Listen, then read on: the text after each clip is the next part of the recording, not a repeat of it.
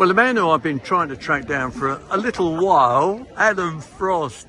I mean, we go back to landscape days, don't we? And me getting you onto committees. Yeah, exactly. And you wonder why I avoid you.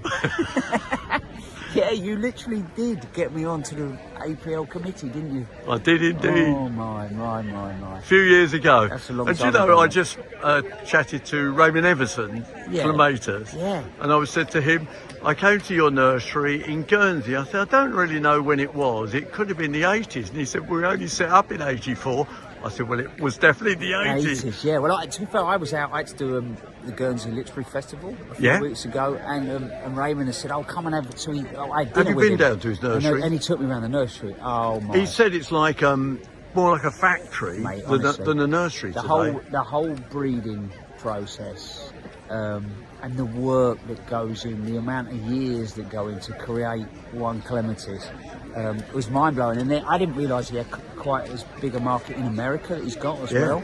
But how they're cleaned and washed down, so they get bathed, showered, and they end up in his little cool box. It was mind-blowing. Well, it's funny because the thing I remember from my first visit was they had, I can't remember, there were a group of ladies and they were sat at a sink washing to get all the soil off so they could send to America. And that's going back to the 80s. Yeah, exactly. So incredible, but the incredible amount of work that, you know, how, whatever it was, 10, 12 years to get a plant to market, you know?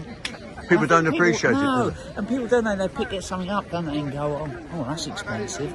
But when you think about the work that, you know, I was been in there doing some filming on David Austin stands, you know, and again that. Same time span. I know. You know, to get a rose. And then people grumble about how much it costs. I know. Start with 60, I think he said 60,000 seedlings. You know, and then that gets taken down to maybe handful,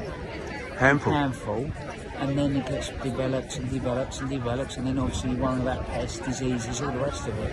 But yeah, I think it's mind-blowing, I suppose, you know, the people that get sucked into this industry, but then the magic that goes on that doesn't really necessarily get talked about enough.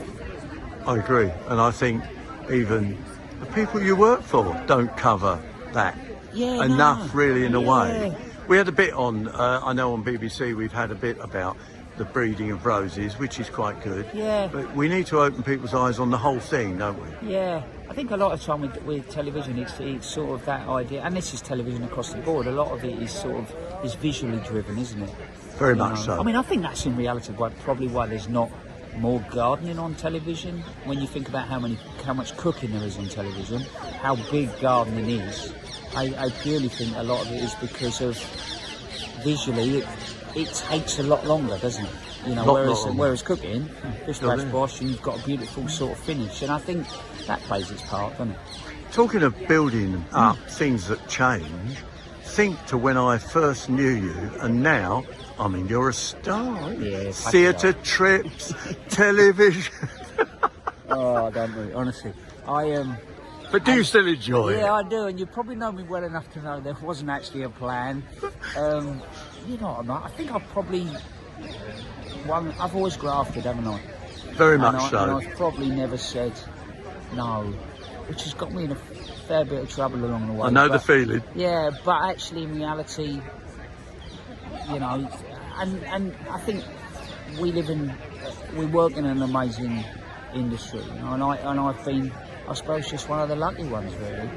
Lucky and unlucky. I mean, you've had your ups and downs. Yeah. I mean, which everyone does, yeah, possibly. We all do. Yeah, and I think that's the thing, when you're in the public eye, you know, some of your ups and downs become a little bit more public, don't they? But that's all part of it. I mean, at the end of the day, you know, filling in, doing the garden as well, hosting that when his lordship wants a couple of weeks off, I'm getting to talk about what I love, which is ultimately getting my hands in the soil, gardening, and if a few people, and they do, you get stopped, don't you, when people say, oh, thanks, Frosty, like, you know, and when someone comes up to you and goes, oh, you got me into gardening, you know, my wife or my husband wasn't into it, and then I sat down and I watched you and thought, oh, I could have a go at that, and you go like, oh, wow, yeah, that's why I'm doing it. I think your popularity is just what you said. You are a gardener, okay, you're a designer as well, but basically you're a gardener. You like getting your hands dirty and you like doing it.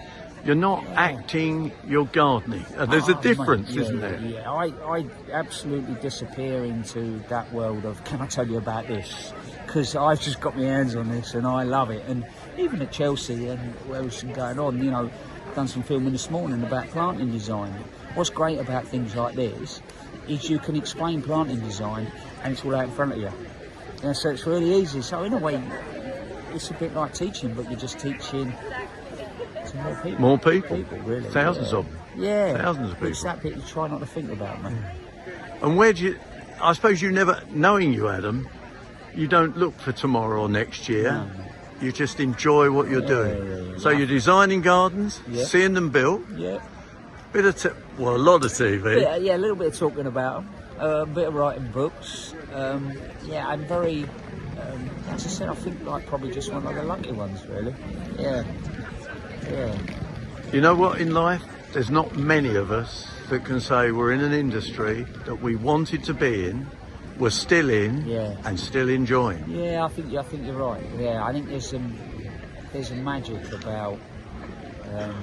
Well, there's a magic about all of it. There's a magic about growing. There's a magic about that idea of creating, tending, caring for whatever it might be. Excuse me, mate. There's something special in it, and I suppose as well you're constantly learning. Oh, all the time. You know, so as long as you're inquisitive, it doesn't stop. Thank you very much, Adam, for finding the time to talk to your old mucker. No worries, my friend. You look after yourself.